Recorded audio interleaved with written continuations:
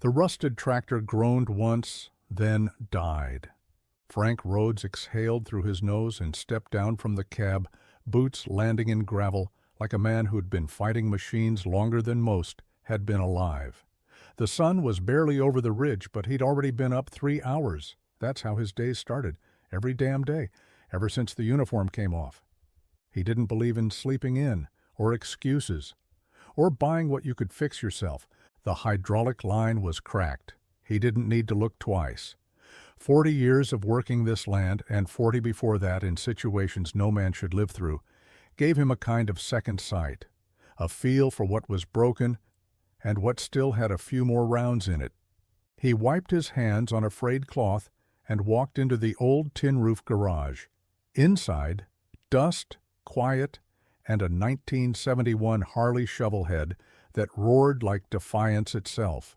No chrome, no polish, just steel, oil, and grit.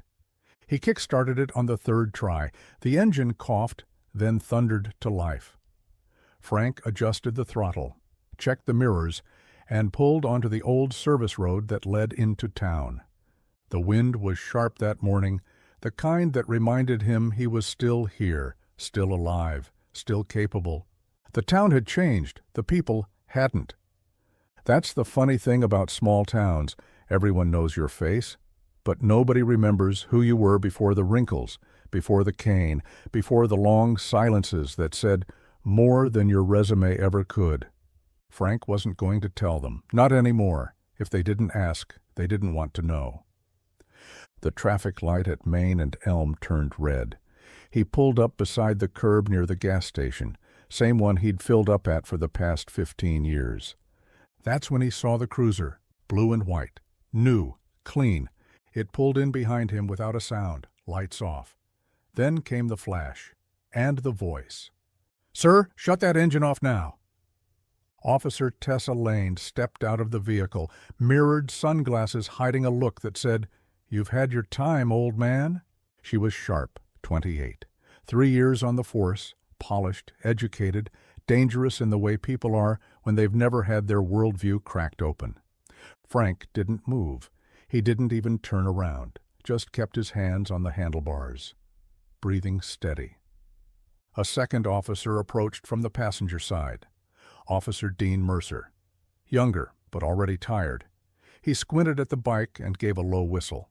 "Damn, this thing older than you?"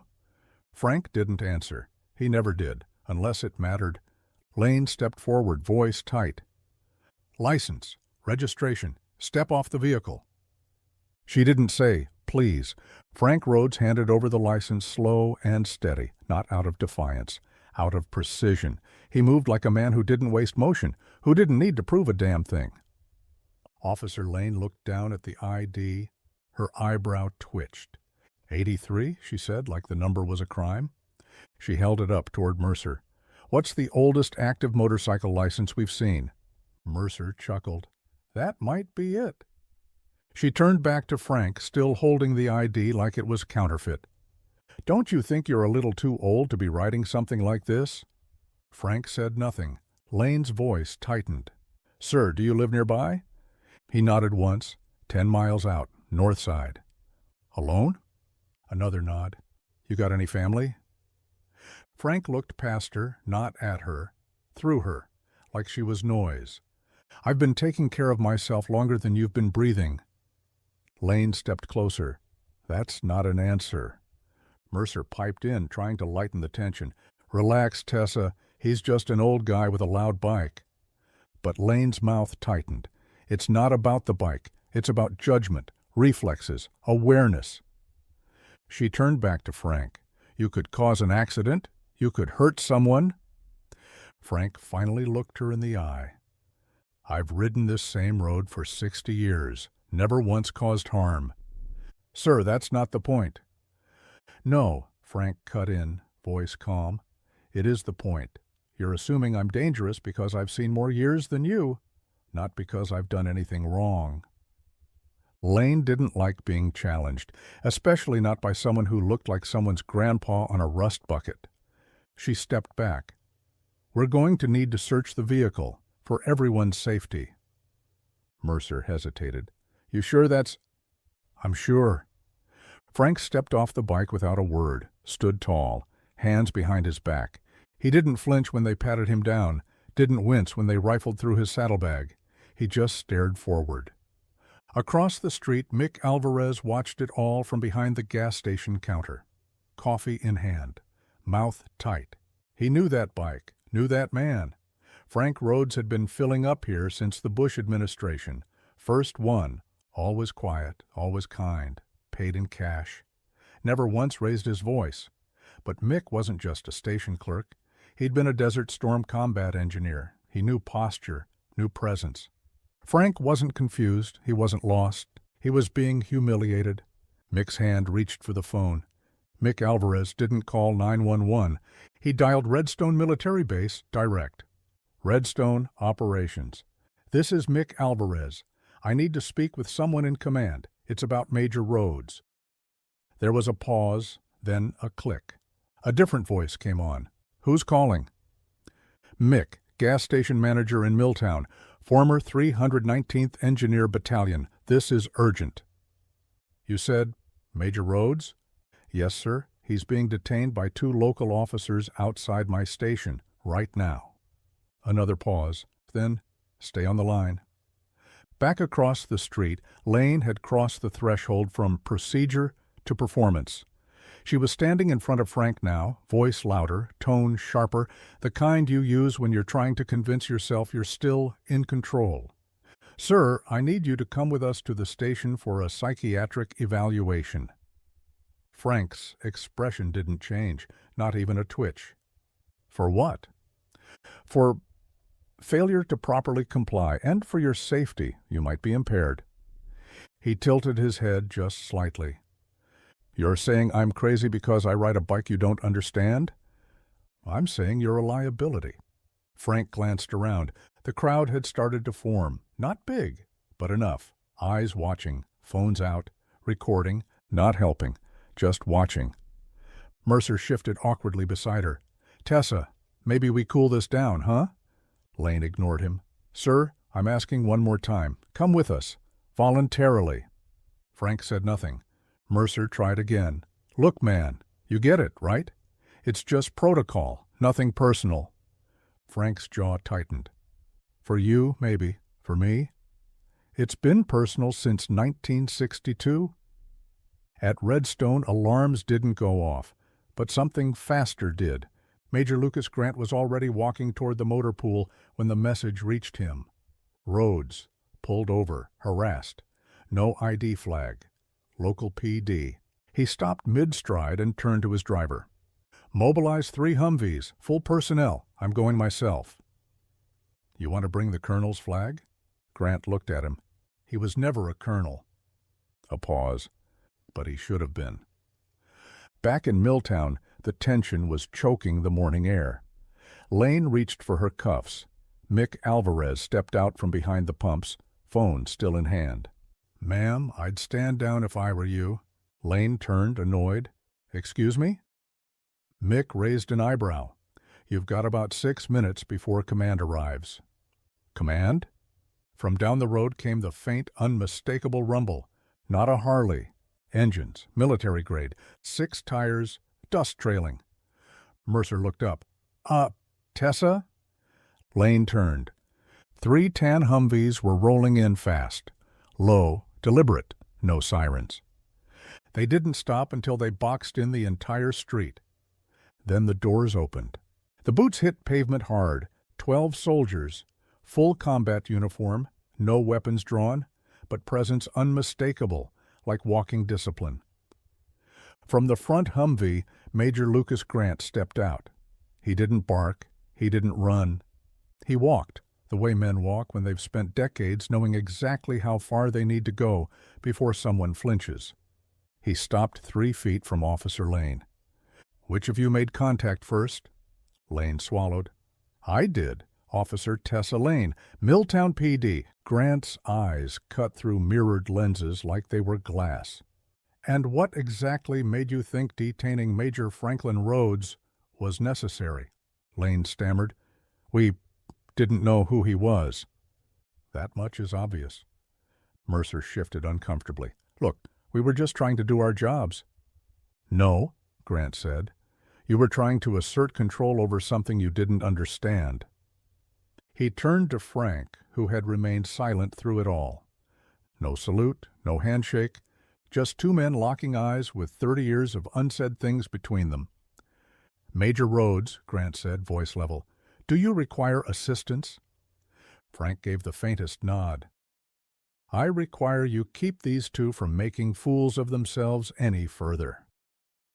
Grant's jaw flexed, but he didn't smile. "Consider it done."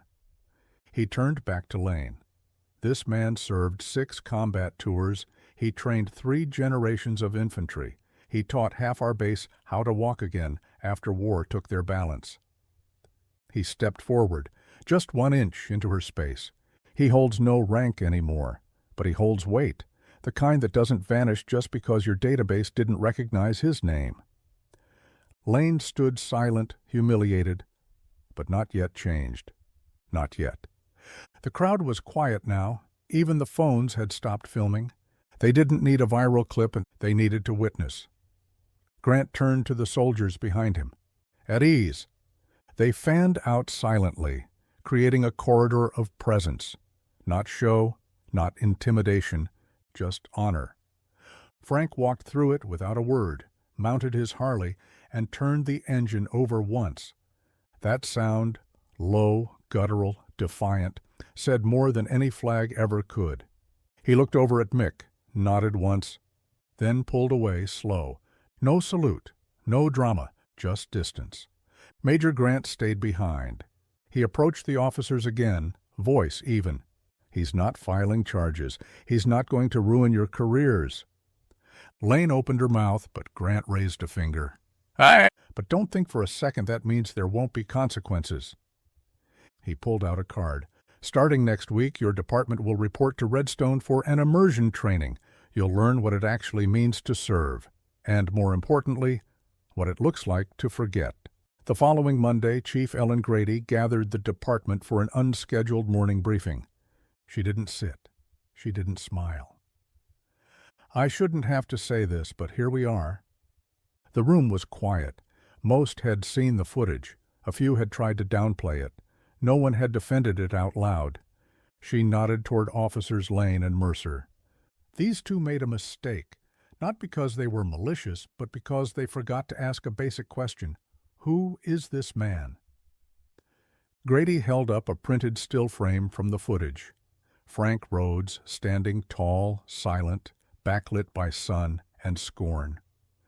That man is a combat veteran, but more importantly, he's a citizen, a neighbor, a human being.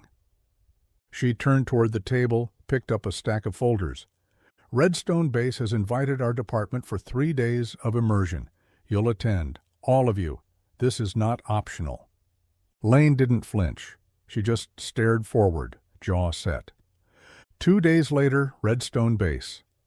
Lane stood on the edge of the obstacle course, arms crossed, eyes narrowed.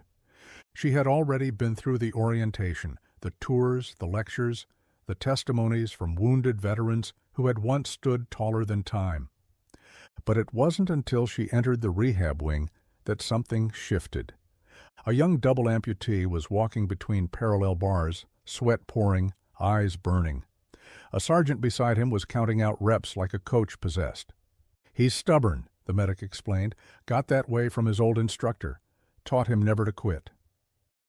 "Who was the instructor?" Lane asked, already knowing the answer. "Major Rhoades," the medic said. "Back when I still had legs. That man rebuilt soldiers." Lane didn't respond, just stared through the glass. 3 days later, she drove alone down Highway 4, past the wheat fields and fence lines, until the land opened up into rolling pastures and soft silence. Frank's place was exactly as she remembered it. White clapboard house, tilted porch, Harley resting under a tree like a relic with unfinished roads. She parked the cruiser and stepped out slowly. Frank was under the tractor again. Same coveralls, same grease-stained hands, moving like the ground owed him nothing. "Major Rhoades," she called. He didn't move. "I came to talk." Still silence. Finally, he slid out from under the machine, eyes squinting from the sun. "Officer?" "I just wanted to say—" He held up a hand, not rude, just measured. "Coffee's on." Inside, the kitchen was warm, lived in. 2 blue ceramic mugs sat by the sink. He poured. Saturday looked at her. "You want to talk? Talk, but don't apologize if you don't mean it." Lane swallowed. "I thought I was protecting people." "No," Frank said. "You were protecting control." Lane stared into the coffee for a long moment. It smelled like memory, burnt edges, bitter truth, no sugar. "I wanted to help people," she said. "That's why I joined." Frank didn't interrupt, just waited. "I thought age meant weakness. I thought silence meant confusion." He nodded once. "You thought being the loudest voice meant you were right." Lane set the cup down gently. "Why didn't you fight back that day?" Frank leaned back in the chair, the wood creaking under his frame. "Because I've done enough fighting, and I've learned something most people don't." "What's that?" "That when you have nothing to prove, silence hits harder than anger." He stood, moved slowly to the window. Outside, a few cattle wandered near the fence line. The sky was painted in brush strokes of gold and soft gray. "I trained kids younger than you to survive ambushes, landmines, and bureaucrats who used them like chess pieces. And then I watched those kids come home and get treated like noise." He looked over his shoulder. "Some people come back whole. Most don't. Some of us, we stay quiet, because speaking won't make people hear." Lane's voice was softer now. "I hear you." "No," Frank said. "You're listening. Hearing takes time." She looked out the window where the Harley sat under the oak. "That bike still works." "So do I," he said. Lane gave a quiet smile. "I didn't see it. Not until it was too late." Frank shrugged. "You saw it when it mattered." That afternoon, back at the station, Lane walked into briefing with something new in her hand, a challenge coin from Redstone, not hers. She placed it on the table at the front. "No one gave this to me," she said, "but I want every officer who steps into a cruiser to see it." She turned to the others. "Because we wear the badge on the outside, some people wear it on their soul. And if we can't tell the difference, we're not fit to wear it at all." Chief Grady nodded from the back. She didn't speak, didn't need to. Back at the farm, Frank sat alone on the porch, mug in hand, dog tags inside the drawer he hadn't opened in years. The plaque came in the mail a week later, sent anonymously from Redstone, a small strip of brass with 3 simple words etched into it, "Still standing here." He didn't mount it. He didn't show it to anyone. He just folded the letter, slid it into the drawer with the tags, and went back outside. The wind picked up across the pasture, bending the grass like waves in a storm. Frank took a sip, leaned back, and closed his eyes. Some men fade. Others just wait for someone to finally see them. If you know someone like Frank, someone who served without asking for applause, someone who carried more than they let on, say their name in the comments. Share this story. Because real strength doesn't need volume, it just needs to be remembered. We tell the stories others overlook, because some echoes are too sacred to fade.